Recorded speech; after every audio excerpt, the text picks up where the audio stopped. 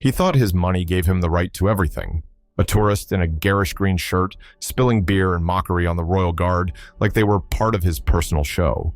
But when the unflinching guard broke protocol in a way no one expected, the crowd gasped in disbelief.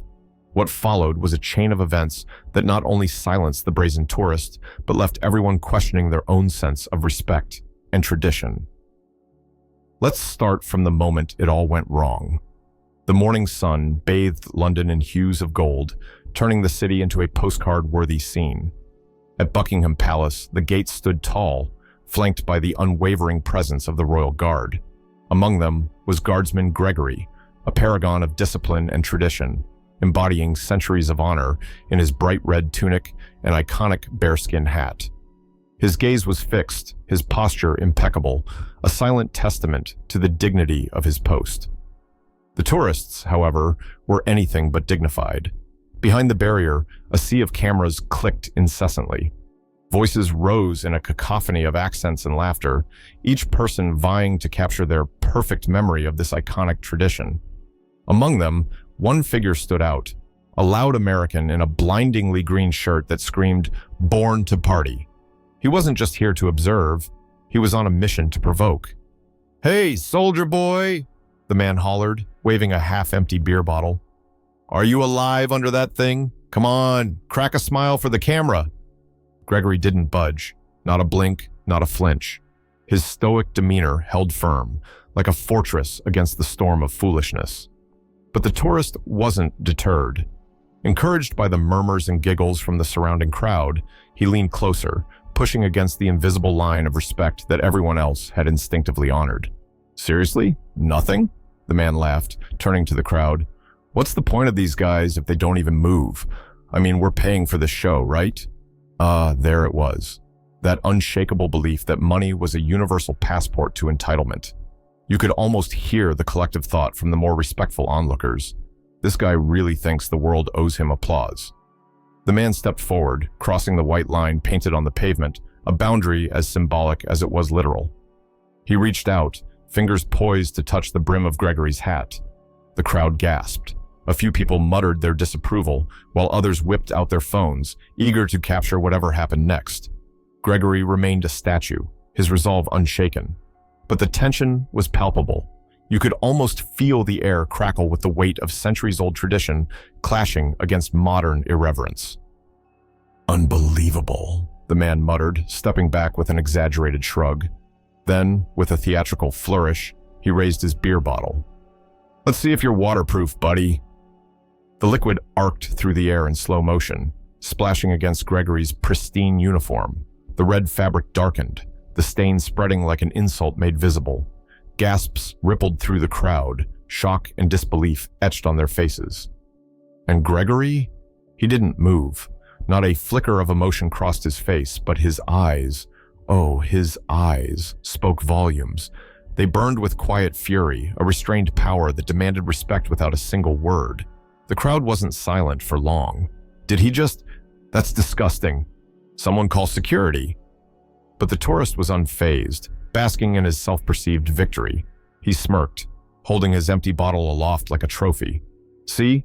He's just a guy in a costume. No harm done." No harm? The crowd seemed to disagree.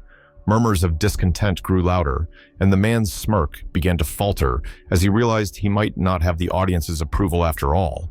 And Gregory? He stood tall, a silent sentinel amid the chaos, his dignity unyielding even in the face of blatant disrespect. The moment hung in the air, heavy with unspoken words and simmering tension. It wasn't just about a splash of beer, it was about everything it represented. The erosion of respect, the casual disregard for tradition, and the audacity of entitlement disguised as humor. The crowd waited. For what? They weren't sure.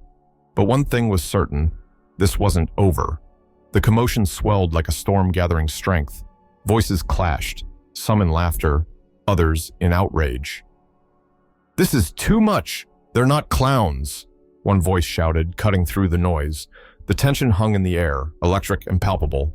But just as it seemed the situation couldn't escalate further, a sharp cry pierced the scene. A child's cry. All eyes turned to a little girl, perhaps 7 years old, who had slipped on the puddle of spilled beer. Her tiny figure sprawled on the ground, perilously close to the hooves of a majestic guard horse.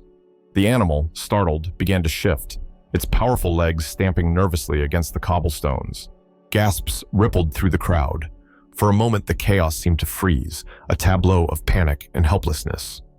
And then, movement. Gregory stepped forward. Not just a step, but a decisive, purposeful motion that shattered the stillness. He bent down, his gloved hand reaching out to the girl with calm precision. "Easy now," he said, his voice steady and reassuring. He lifted her gently, setting her safely back on her feet. The crowd erupted into applause. Phones that had been raised for mockery now captured a hero in action. Gregory, as always, was composed. His every move radiated control and care, a stark contrast to the chaos surrounding him. But not everyone was impressed. "Well, well," sneered the tourist in the green shirt. "So you do move. Guess I finally cracked the code." The man laughed, a loud, grating sound that cut through the crowd's appreciation like nails on a chalkboard. Emboldened by his own audacity, he stepped closer, his gaze fixed on Gregory. "You know, you could have just done that earlier and saved us all the drama. But no, you had to play the hero. Classic." Gregory didn't respond, not with words at least. Instead, he stood tall, his hands still resting protectively on the child's shoulder. His silence was a shield, an unspoken rebuttal that made the tourist's words seem even more hollow. But the man wasn't done. "Come on, don't give me that look," he said, his tone dripping with mockery. "I mean, what's the big deal? It's not like anyone got hurt. Except maybe your pride." And then, for the first time, Gregory spoke. "Sir," he said, his voice calm but laced with authority, "your sense of humor could have hurt someone today. You've already proven how clever you are. Let's not make things worse." The words hung in the air, sharp and cutting. The tourist's smirk faltered, replaced by a flicker of uncertainty. The crowd, silent for a heartbeat, erupted into cheers. "That's right," someone shouted. "Show him how it's done." The tourist, now visibly uncomfortable, tried to laugh it off. "Relax, man, it's just a bit of fun." But the crowd wasn't buying it. Murmurs of disapproval rippled through the audience, growing louder with each passing moment. The man shifted uneasily, his earlier confidence crumbling under the weight of collective judgment. And Gregory? He remained steadfast, his quiet dignity a beacon of composure in the face of chaos. His gaze never wavered, piercing through the tourist's bravado with an unspoken challenge. "Do better. Be better."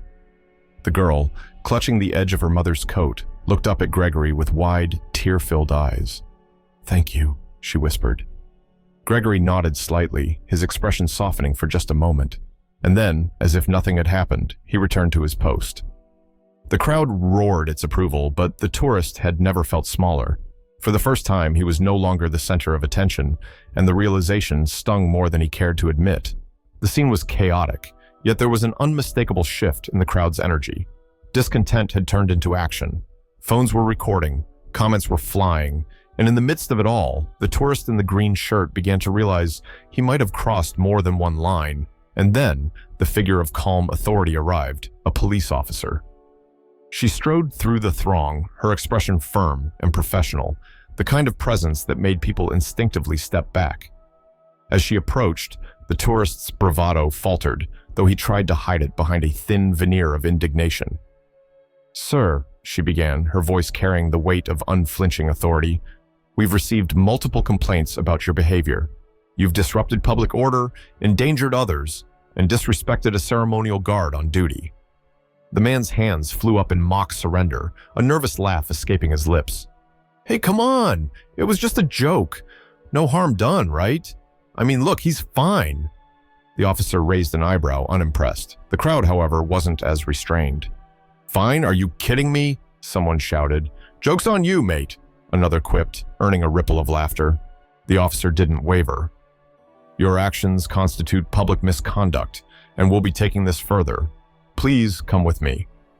The tourist's smile wavered as she reached for her radio.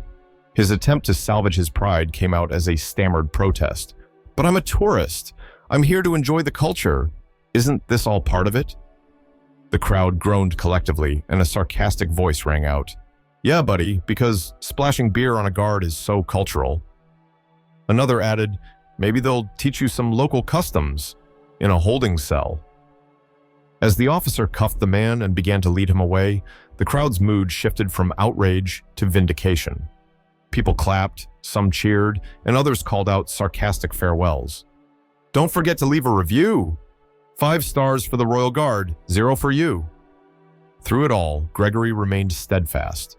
His uniform, now stained, was still a badge of honor, a symbol of his unshakable commitment to duty. He returned to his post, adjusting his bearskin hat with the precision of a man who had weathered worse and emerged unscathed. The applause for Gregory swelled as the crowd's attention shifted back to him. Someone called out, "You're a real hero!" Others nodded in agreement, their earlier amusement replaced with admiration. Later that evening, back in the quiet of the barracks, Gregory sat by the window, his posture relaxed but his mind still sharp. The events of the day had already begun to ripple through the world. Videos of the incident flooded social media, accompanied by captions like "Royal Guard keeps his cool" and "When tradition faces modern foolishness." An officer approached him, offering a rare smile. "You handled that well today, Gregory. The palace has noticed. Keep it up." Gregory nodded, a faint smirk gracing his face as he gazed out the window. Beyond the glass, the city bustled on, ever-changing and unpredictable. Yet in his heart, he knew that some things, like honor, dignity, and the value of tradition, were worth preserving, no matter how much the world evolved. And the tourist?